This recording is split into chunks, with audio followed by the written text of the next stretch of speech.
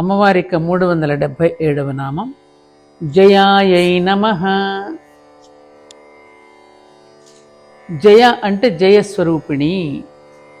అమ్మవారికి అన్నింటిలోనూ జయమే కానీ అపజయం అనేది లేదు. చివరకు మృత్యువును కూడా జయించింది అమ్మవారు. తనపై తనకు ఆధిపత్యం సంపాదిస్తే అటుపైన ఇతరులపైన కూడా ఆధిపత్యం వస్తుంది. వీటినే విజయము జయము అంటారు. అమ్మవారికి రెండూ ఉన్నాయి.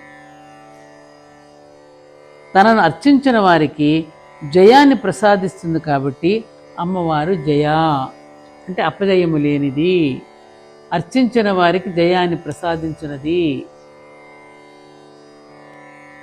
378వ నామం జాలంధర స్థితాయై నమః. జాలంధర అంటే జాలంధర సూచిత అంటే స్థిత అంటే స్థానం నందు ఉన్నది. ఈ శ్రీచక్రంలోని వసుకోణ దశాయుగ్మ మన్వస్త్రముల సమూహానికి జాలంధర పీఠం అనే సంకేతం ఉంది. ఇది మనలో అనాహత చక్ర స్థానంలో ఉంటుంది. ఇక్కడ ఉండే అమ్మవారిని జాలంధర స్థిత అంటారు.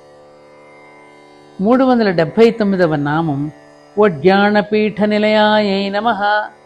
ఒడ్యాణపీఠం అంటే ఒడ్యాణపీఠమునందు ఉన్నది. శ్రీచక్రంలోని కేంద్రం వద్ద గల త్రిభుజాన్ని ఒడ్యాణపీఠ స్థానం అంటారు. ఇది మనలో ఆజ్ఞాచక్ర స్థానంలో ఉంటుంది. ఇక్కడ ఉండే అమ్మవారిని ఒడ్యాణపీఠ నిలయ అంటారు. ఈ ఎడమ మోకాలుని ఎడమ చంకలో బిగించి కుడికాలు జాపి కూర్చునే స్థితిని ఓడ్యాణ బంధం అంటారు. ఇది యోగి వేమన కూర్చునే స్థితికి కొంచెం దగ్గరగా ఉంటుంది. కాబట్టి ఓడ్యాణ పీఠమునందు నిలయ అంటే ఉన్నది అని అర్థం. అమ్మవారి యొక్క 380వ నామం బిందుమండల వాసిన్యై నమః. బిందుమండల అంటే బిందువును పరివేష్టించిండు స్థానము, వాసిని అంటే వసించున్నది.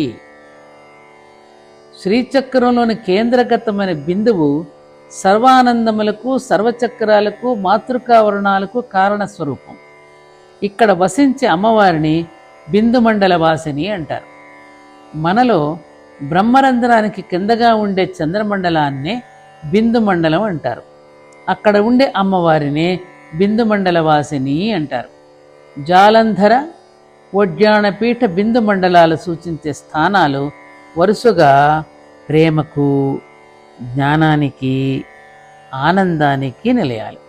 ఇవే హృదయము, భ్రూమధ్యము, బ్రహ్మరంధ్ర ప్రాంతాలు. వీటినే సత్ చిత్ ఆనంద స్థితులుగా సమన్వయపరుచుకోవాలి.